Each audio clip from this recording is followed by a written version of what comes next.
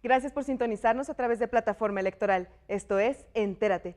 Hoy culmina la mesa 5 del 7º Seminario Internacional Observatorio Judicial Electoral que se desarrolló en Oaxaca. El tema abordado será el principio de universalidad de los derechos humanos y el derecho a la autonomía de los pueblos indígenas. La característica de la universalidad del sufragio implica que, salvo las excepciones expresamente permitidas por los ordenamientos nacional y estatal, toda persona física se encuentra en aptitud de ejercerlo en las elecciones que se celebran para la renovación de órganos públicos representativos del Estado mexicano.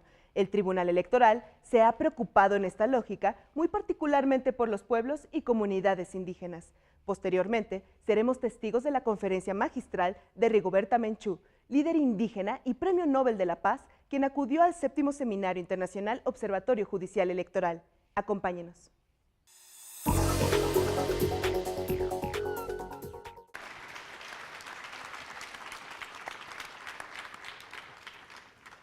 Muchas gracias, doctor Stavenhagen. Nuevas reflexiones se suman a mesa. Una inicial. No solo es importante reflexionar sobre el fondo de los asuntos, sino también sobre la forma, lo que alude también a las traducciones, a las múltiples traducciones de los textos, incluso entre el propio idioma y entre interdisciplinas, y la importancia de que las sentencias tengan una redacción que realmente haga inteligible sus argumentos. Y en eso entiendo también se está trabajando en el tribunal. Nos alude también a la reflexión sobre la interpretación de los primeros 2 artículos constitucionales en esa idea de nuevo derecho indiano, y termina con una reflexión profunda, sencilla, pero muy profunda, sobre lo que supone la traducción de una reflexión abstracta a una realidad concreta para alcanzar los fines de los derechos humanos. Muchas gracias, doctor Stavenhagen. Cedo la palabra para efecto de contestación de preguntas. Tenemos al momento 3 preguntas, no sé si vienen en camino algunas más. Si es así, las esperamos, y si no, por lo pronto avanzamos. Bueno, aquí tengo una pregunta que se refiere al tema de mujeres, ¿no? Es precisamente lo que trabajamos, pero finalmente está incluido. Me están preguntando si que en algunos municipios, ¿no?, que se rigen por sistemas normativos, se exige, ¿no?, que los varones pasan por el sistema de cargos y ese mismo criterio se está exigiendo a las mujeres, y entonces sí se debe cumplir con el mismo sistema escalafonario para las mujeres. Bueno, sin duda este es un tema que nos remite de nuevo a la discusión primero de que pues yo considero que se tiene que discutir esto dentro de las propias comunidades y las mujeres tienen que plantearlo, y esto se está dando.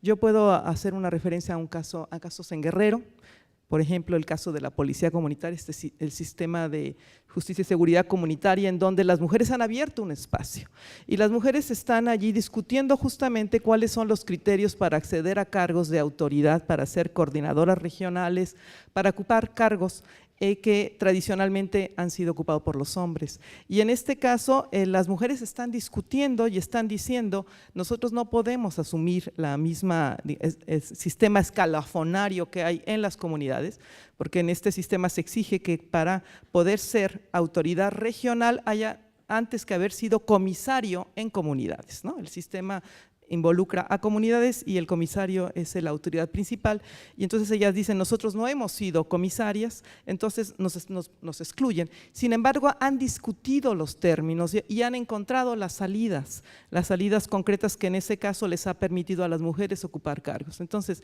yo insisto, ¿no?, lo que yo quería insistir, vinculando a lo que presenté, en que estos sistemas no son cerrados, se están abriendo, están discutiendo, y las propias mujeres están jugando un papel muy importante.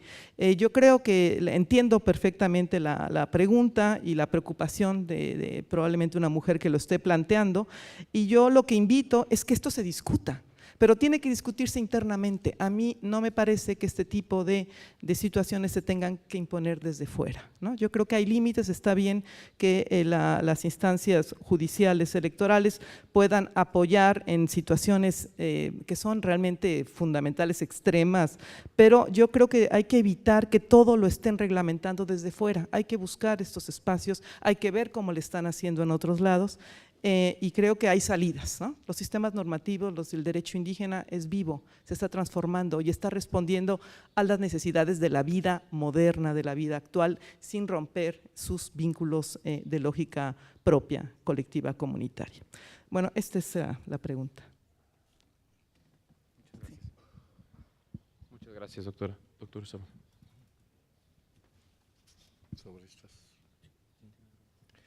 Bueno, aquí hay varias preguntas, pero una de ellas, ¿qué deben hacer los integrantes de comunidades y pueblos indígenas para frenar el uso indebido del derecho penal en contra de sus proyectos que fomentan sus autonomías indígenas y su derecho a la libre determinación?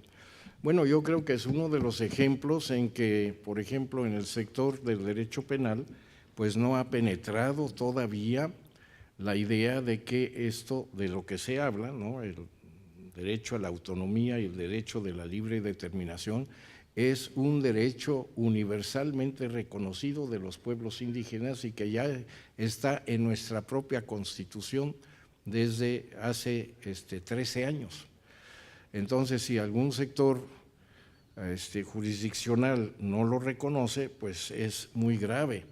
Y yo creo que ese es un tema de derechos humanos, porque ahí los afectados en el sistema penal podrían acudirse, me imagino, ¿no?, a reclamar el derecho que tienen contra la discriminación que está legislado en nuestra propia legislación y que es también un derecho universalmente, internacionalmente reconocido, ¿no?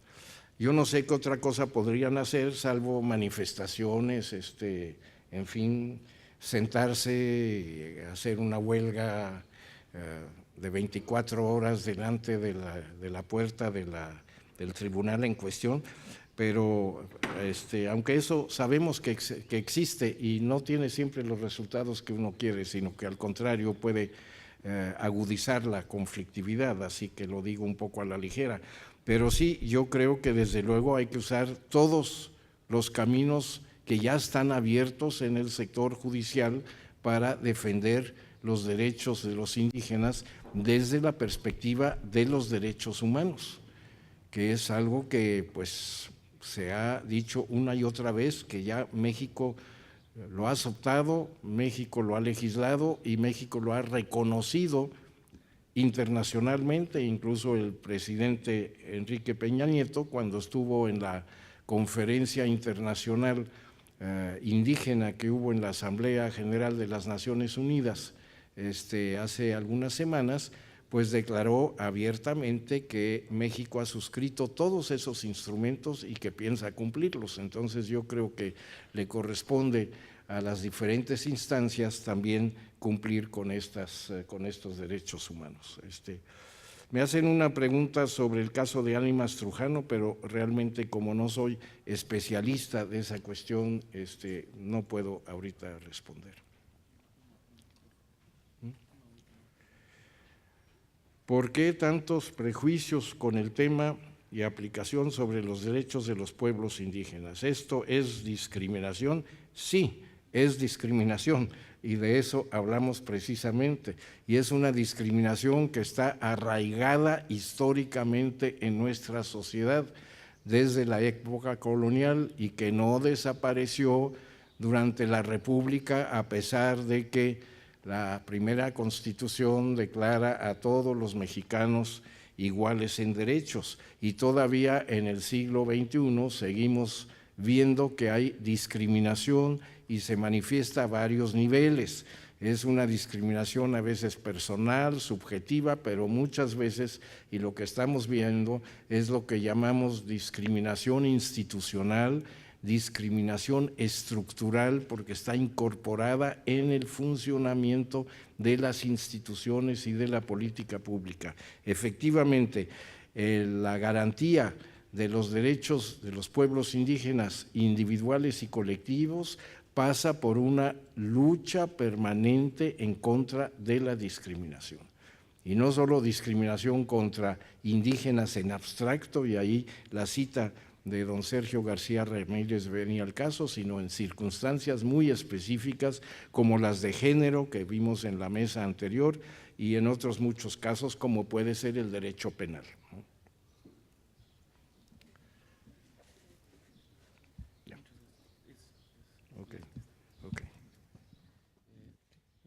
Hay una última pregunta dirigida a los tres ponentes en relación a la reforma planteada por el gobernador de Oaxaca sobre la materia indígena. No, yo no voy a comentar la reforma, solamente que me parece muy importante que el Congreso la discuta y ojalá que la apruebe. Creo que Oaxaca, pues sin duda es un referente para el avance legislativo y sí sé que esto lleva un buen tiempo. El año pasado estuve aquí y esta iniciativa ya estaba elaborada, sé que se estuvo discutiendo y bueno, pues yo espero que esto realmente se consiga como lo planteó el propio gobernador, que iba a plantear al Congreso que la aprobaran. Entonces, pues es lo único que puedo decir. Yo creo que aquí hay otros actores que podrían decir más en torno a esto, no sé. Pero si ¿quieres comentar algo?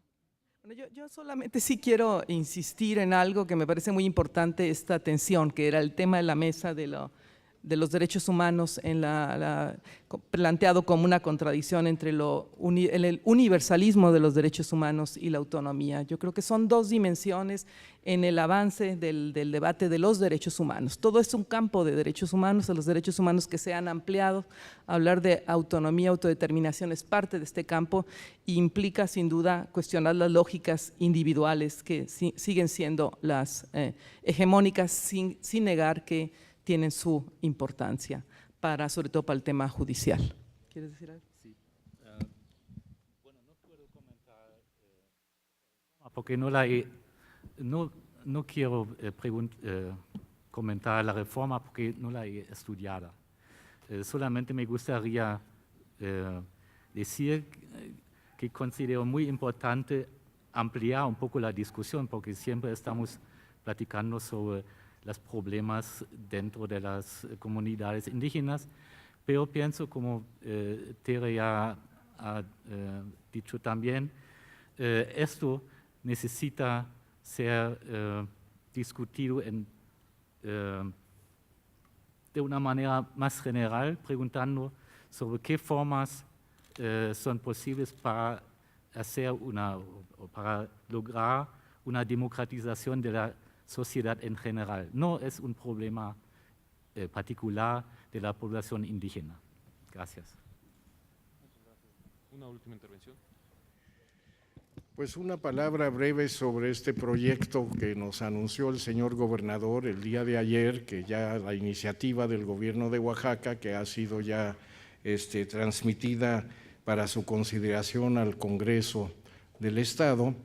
Yo quisiera saludar aquí la presencia de don Adelfo Regino Montes, quien es secretario de Asuntos Indígenas del actual gobierno de Oaxaca y que precisamente fue uno de los impulsores del proyecto de ley que está en consideración por el Congreso y como él ha explicado en otras ocasiones, esta iniciativa es el resultado de un amplio proceso de consulta, ¿no?, por parte de las autoridades del gobierno del Estado con los pueblos indígenas de Oaxaca, con las comunidades, de comunidad a comunidad. Es un proceso de consulta que duró varios meses y que realmente fundamenta la legitimidad y la necesaria adopción, a mi juicio, de este proyecto que el gobierno actual ha presentado al Congreso de Oaxaca, y yo espero que el Congreso pues vea la conveniencia en su oportunidad, que esperemos sea lo más pronto posible, adoptar este proyecto de ley. Muchas gracias. Pues no me resta sino agradecer a los participantes, a ustedes y a entregar también los reconocimientos a nuestros invitados.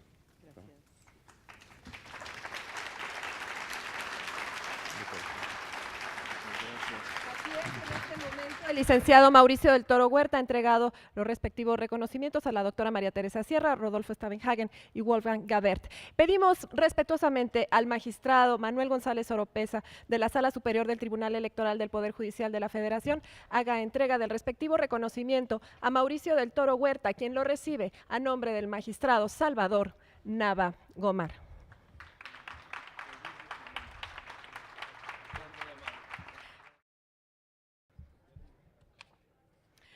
Señoras y señores, les damos la más cordial bienvenida a la conferencia magistral de este 7º seminario del Observatorio Judicial Electoral del Tribunal Electoral del Poder Judicial de la Federación.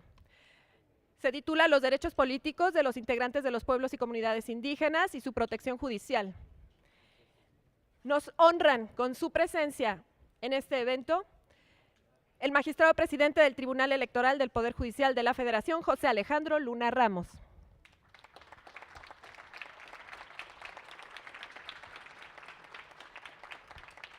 Con el mismo agrado saludo al magistrado de la Sala Superior, Constancio Carrasco Daza.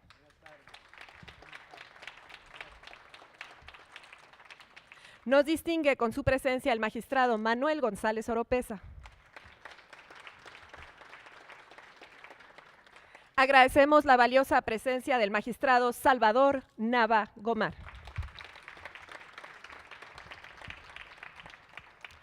Honor y placer presentar a todas y a todos ustedes a la doctora Rigoberta Menchú Tum.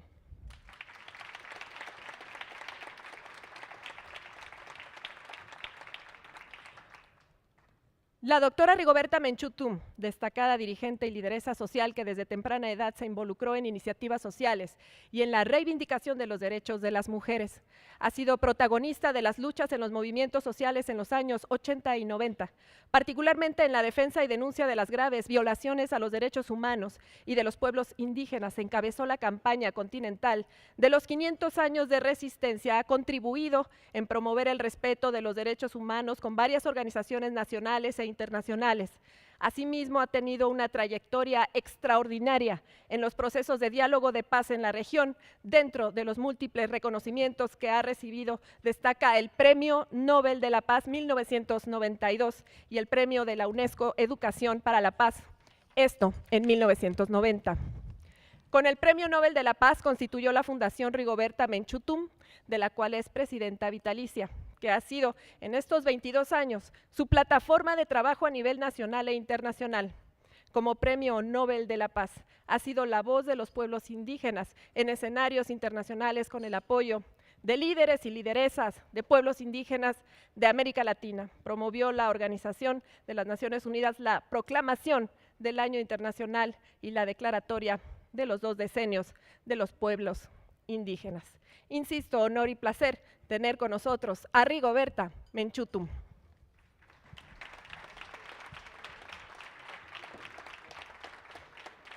Respetuosamente le cedo el uso de la voz al presidente del Tribunal Electoral del Poder Judicial de la Federación, magistrado José Alejandro Luna Ramos. Muchas gracias.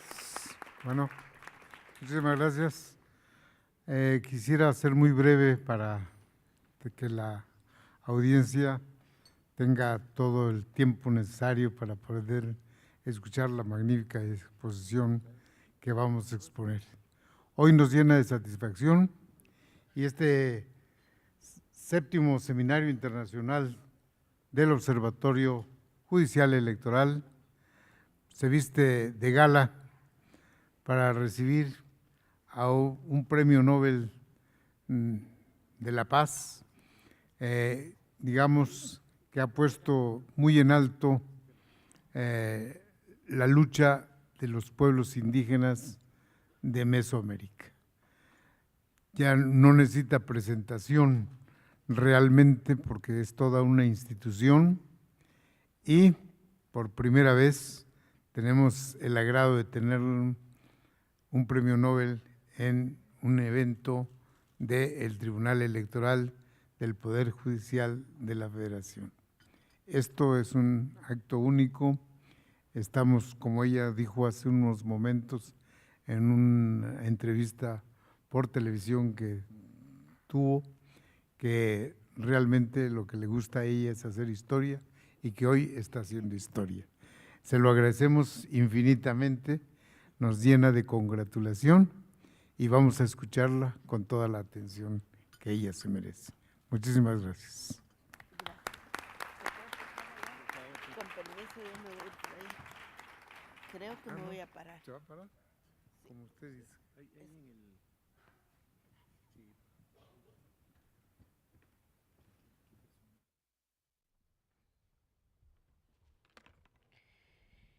Mi problema es que soy chaparrita y entonces si estoy sentada no veo los rostros de cada uno de ustedes.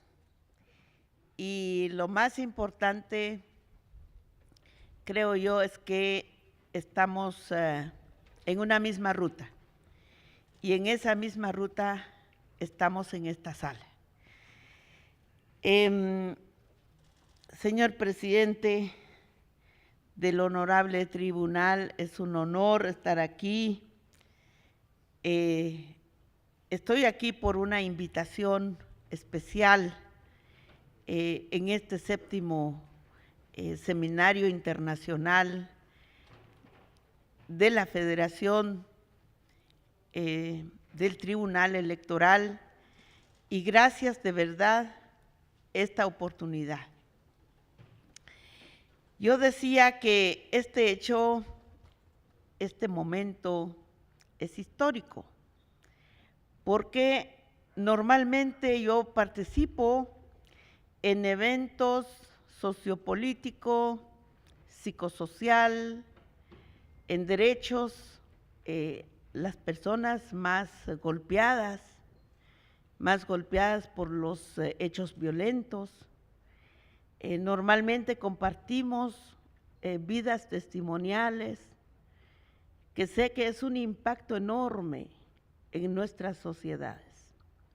Ya no solo hablar de los pueblos indígenas que tienen una larga memoria histórica dolorosa, sino también hablar de todos los ciudadanos en general, las ciudadanas, porque la violencia es algo que nos llega a todos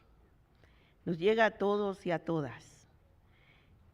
Mucha violencia lo provocamos nosotros mismos porque vivimos en un mundo de profundas desigualdades, pero también de profundos desequilibrios, de desarmonía, de insatisfacción, de ambición, de codicia y de muchos de estos calificativos que están prácticamente tipificados en nuestra vida cotidiana, ¿verdad? Pero estar con los jueces de verdad me da honor. Antes yo tuve mucho miedo a acudir a un tribunal, les confieso. Y tuve mucho miedo de dar la mano a un juez porque primero yo creía que dar la mano a un juez me iban a acusar de ser su amigo, ¿verdad?